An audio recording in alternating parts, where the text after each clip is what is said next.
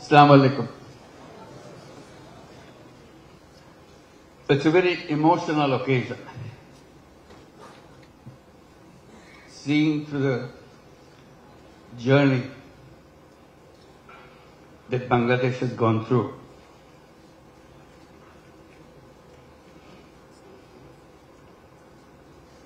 People who are just presented, they are the heroes of Bangladesh. Let's give another big applause for them.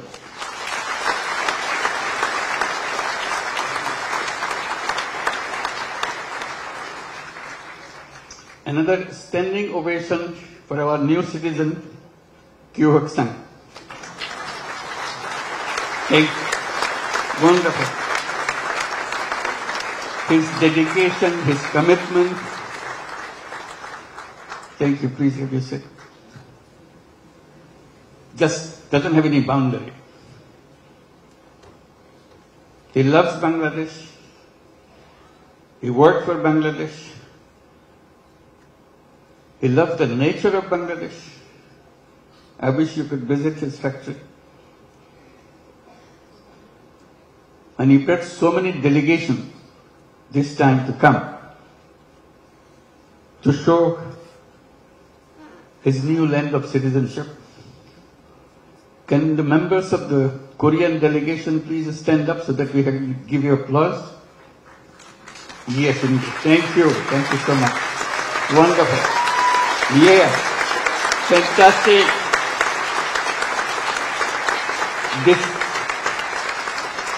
This is your home too.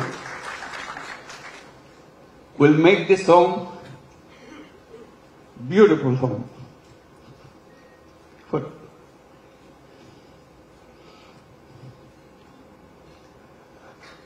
seeing them today,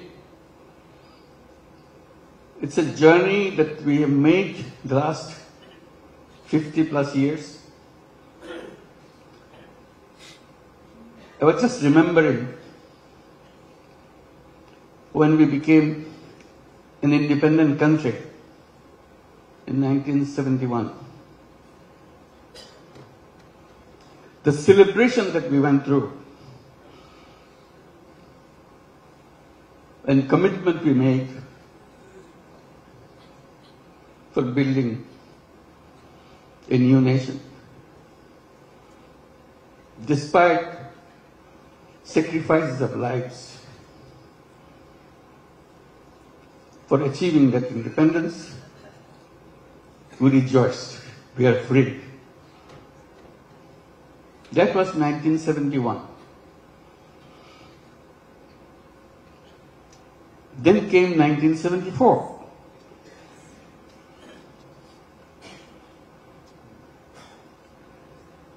Today we are talking about 180 million people.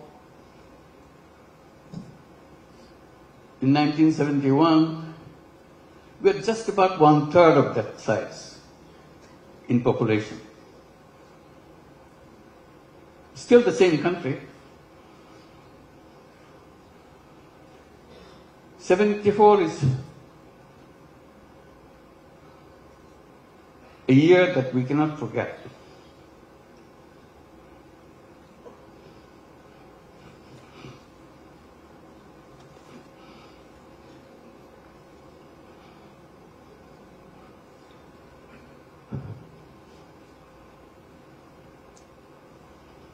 Sorry.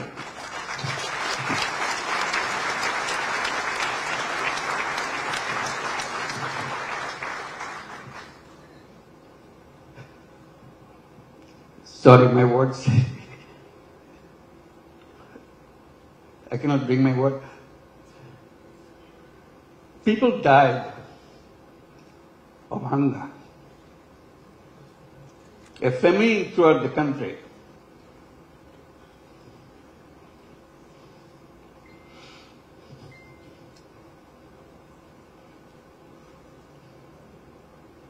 One and a half million people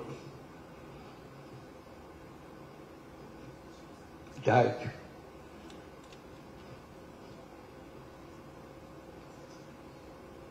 So that was the country we started with.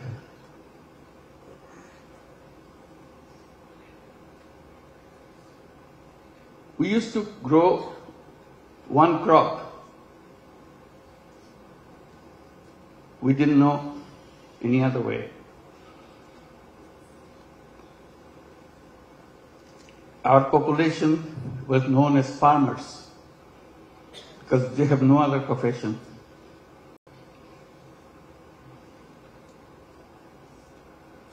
And of them,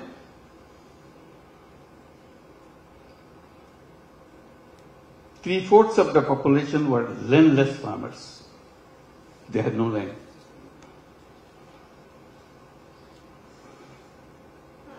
They used to live in a tiny bit of land from the people who had little bit of land to make a living by one crop. If you heard the word dirt poor,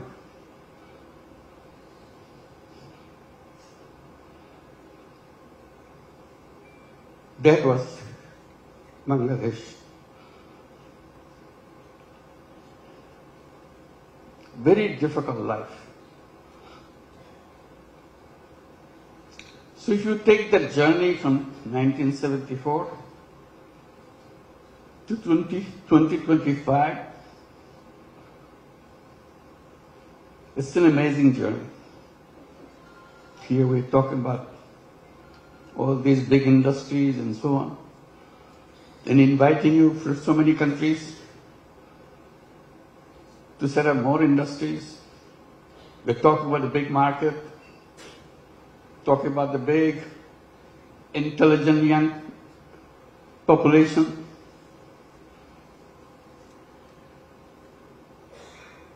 That's Bangladesh. Came a long way in a very short time.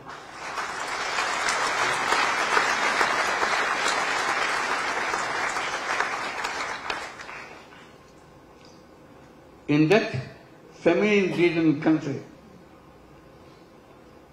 one little initiative came just to relieve the burden of watching what's going on. To help people to lend money, tiny little money, $2, $3, so that they can start a business, focusing particularly, specifically on women. They are the most destitute of all. That became known as microcredit. We created a bank called Grameen Bank. Had no idea what this finally will turn out to be. But it turned out to be a global name.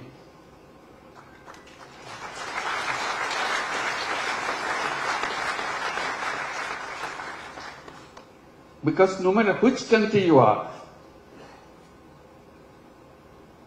you have little Bangladesh of 1974 inside of you. You don't recognize it. You hide it by giving public money to them. So I always raise the voice. Giving public money to poor people is no solution at all.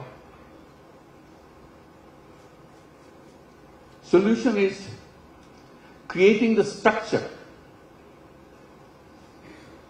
framework, which can unleash the energy of the people. And microcredit was just a small effort of that.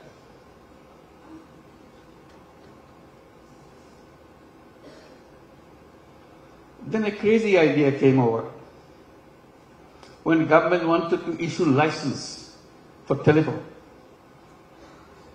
we had nothing to do with telephone. We didn't have any telephone in the country. Few telephone in the cities. Most of them don't work. So we thought, why don't we apply for a license for telephone company? A crazy idea.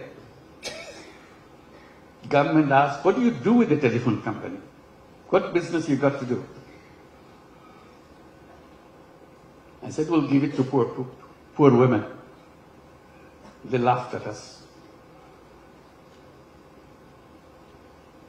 To make a long story short,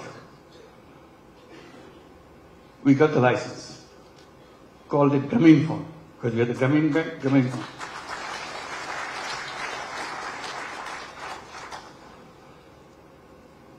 Nobody wants to partner with us because we have no knowledge, nothing. Because Bangladesh is no place for mobile phone. There's no market for mobile phone. Who wants to be partner? So we knock at every door, international doors. Nobody wants to partner. Finally, someone I personally knew in Norway, who happens to be chairman of Telenor. I explained to him, can you help me?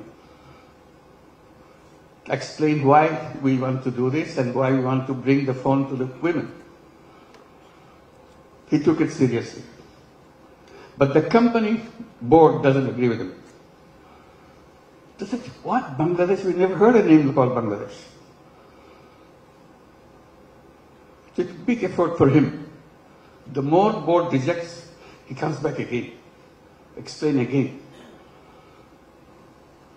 Finally, he got it through. The company assessment was, at the peak of this company, you will have 200,000 users of the mobile phone in the whole country. 200,000. And you cannot make a living on this, with this kind of clientele. He told me, I said, you're crazy. It will be at least 10 times more than that. That's the way I could figure. It became the largest telephone company in the country.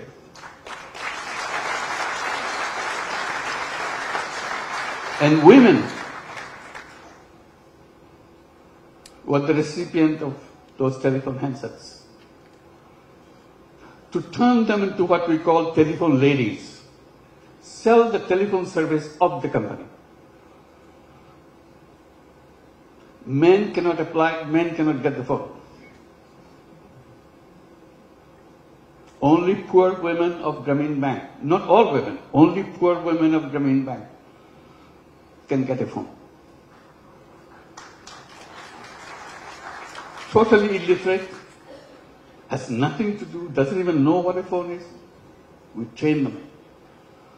They started selling the service, saying, if you want to make a phone call to your son in the Middle East, in the meantime, Middle East saga began. So people wanted to talk.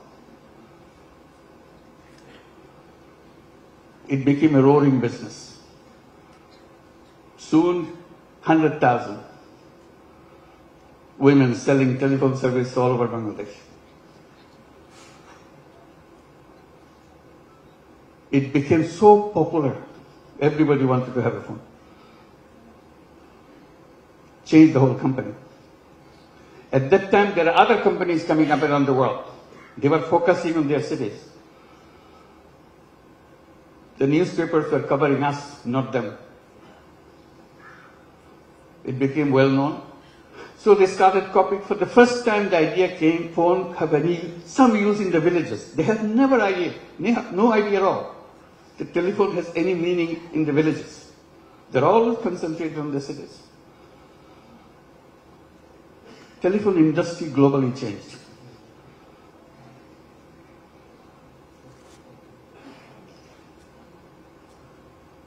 I'm narrating this story a little bit because Bangladesh is a country with crazy ideas to change the world, make things happen.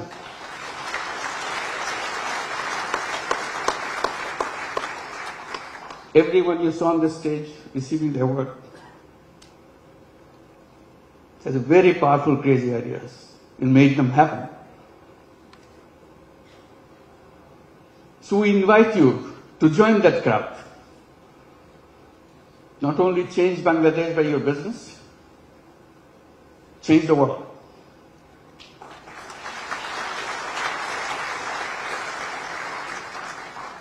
I keep reminding people, Yes, you want to make profit, go ahead, make profit. Maximize as much as you can. But we can add a little piece into it. Social purpose. You don't have to get disrupted by that. It's something that you can do, you have fun. Like many of you do already. So if you want to make a business with a purpose, along with the business that we do, Bangladesh is the place.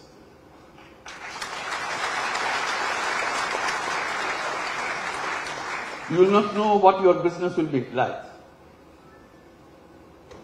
Why the whole world is following you. Why suddenly you look back, how did it happen? Bangladesh makes it happen.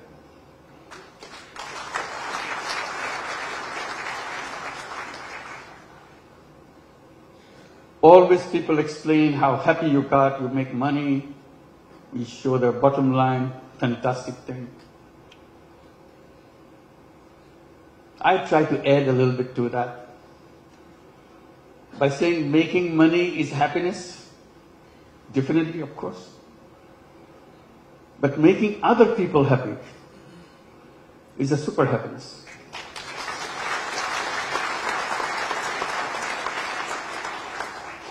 If you have business in Bangladesh, you'll have both happiness and super happiness. Then you get extra with no cost. You'll be proud of what you have done. Like the people who stood here felt that. Super happy. Did something which impacted in people's lives. Massively. With a country of famine, we're not talking about global entry to the businesses and everything. And at the same time, I'm just pointing out, which has been pointed out already, we don't look at Bangladesh alone, which is only one piece of the economy. We see the whole region, very powerful region, lots of resources. We work together, facilitate each other. It's not the business to grab everything out of you, it's a competition, you grab things. We twist a little bit. You earn money, but earning money together, changing the life of the people together, is a fun, is something that immeasurable. And each of your company can enjoy that super happiness by expanding and reaching out. Reaching out, the impact that you make, you never explored. Just a little opening. That's the magic. Changes the world. We said business can be, is the most powerful mechanism by which you can change the world. But we are trained to focus on some so narrow thing.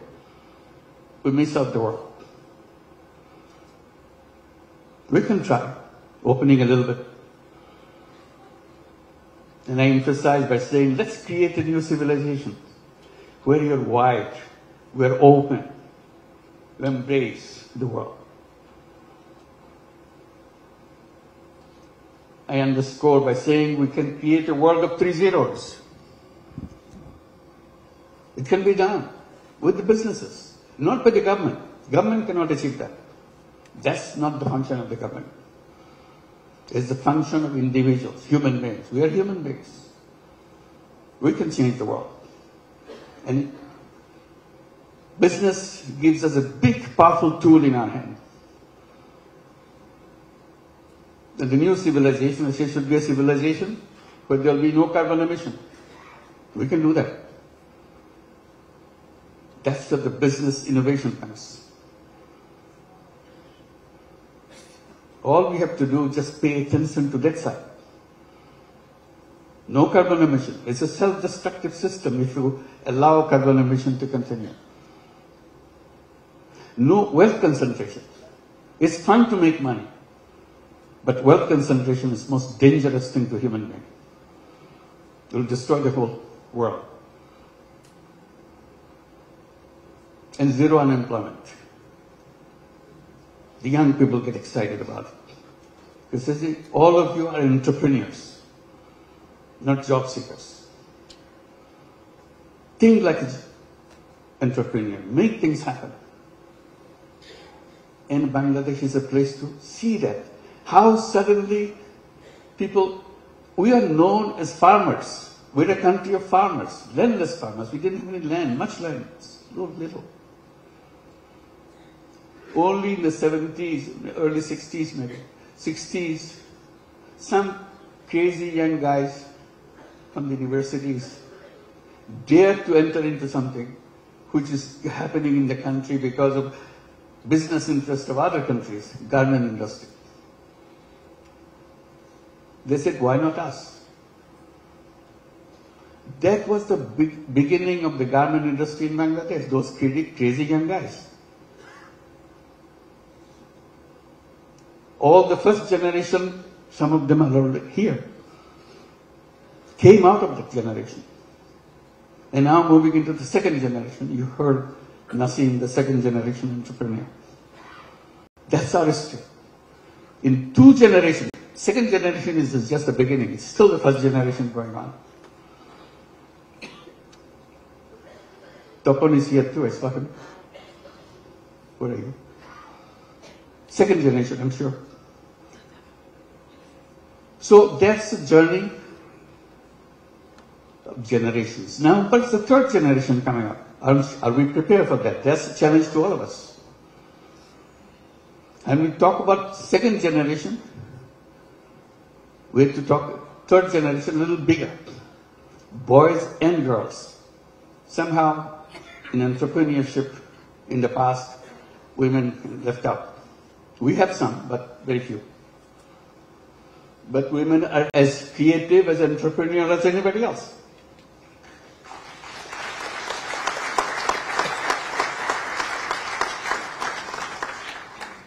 Together, those young generation will change the world. They have the technology, they have the creativity, innovativeness, and problem-solving ideas. We don't have to look at the problem the same old way that we did it 50 years back. Waiting for the government to do something. We people can do that. That's the chance. So today it makes me very happy. We can get together, gather together, and talk about creating that world. It's not just business in a limited idea, which is good, but you can have another space remains unutilized. Let's use this too. And Bangladesh, the business in Bangladesh is not only for Bangladesh, that's the point. It could be for the whole world. Who ever thought that microcredit, which started in a tiny little village, now would be a prime business in the United States, in America?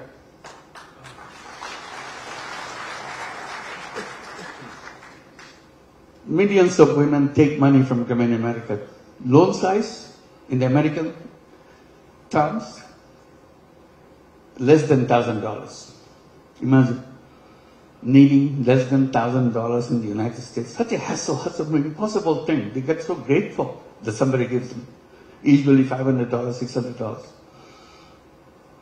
Now the whole Grameen America became annually about $2 billion a year. In the next 4 years, it will be $5 billion a year. It's growing very fast. So little things. In that sense, Bangladesh ground is very fertile. You put a little bit of seed, it becomes global.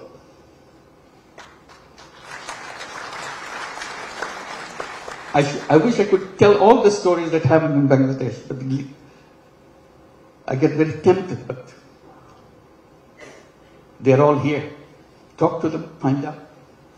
And we welcome you to join us with that mission, creating a new world for the whole world. Thank you very much.